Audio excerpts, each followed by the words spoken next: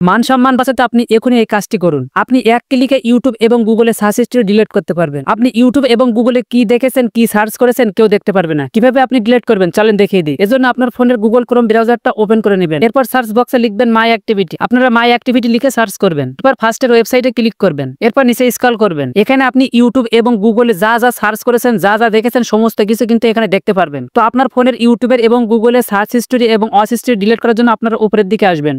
এখানে দেখেন যে ডিলিট অপশন আছে, আপনারা এখানে ক্লিক করবেন। এরপর এখান থেকে আপনারা এই অল টাইম এখানে ক্লিক করবেন। এরপর আপনি যে সাইটে ভিডিও দেখেছেন বা সার্চ করেছেন সেই সাইটগুলো এখানে আপনি দেখতে পারবেন। যে সাইটে সার্চ হিস্টোরি বা ওয়াচ হিস্টোরি ডিলিট করতে চাচ্ছেন না, চাইলে আপনি এখান থেকে টিক মার্কটা উঠাই দিতে পারেন। এবং আপনি যদি সবকিছু ডিলিট করতে চান তাহলে টিক মার্কটা করে দিবেন। এরপর এখান থেকে নেক্সট অপশনে ক্লিক করবেন। এরপর এখানে দেখেন যে ভিজিট, সার্চ, ওয়াচ হিস্টোরি সমস্ত কিছু ডিলিট হয়ে যাবে। তো আপনি কি করবেন, আপনি এখান থেকে এই ডিলিট অপশনে ক্লিক করবেন। এরপর এখান থেকে আপনারা এই গট ইটে ক্লিক করবেন। ওকে, এখন কিন্তু আপনাদের গুগলের ইউটিউবের সমস্ত search history, watch history delete হয়ে গেছে। তো আপনারা এই কাজটা প্রত্যেক দিনে না হলেও সপ্তাহে একদিন অবশ্যই করবেন। তাহলে আপনারা গুগলে, ইউটিউবে কি সার্চ করেছেন, কি দেখেছেন সমস্ত কিছু ডিলিট হয়ে যাবে এবং কেউ কিছু দেখতে পারবে না।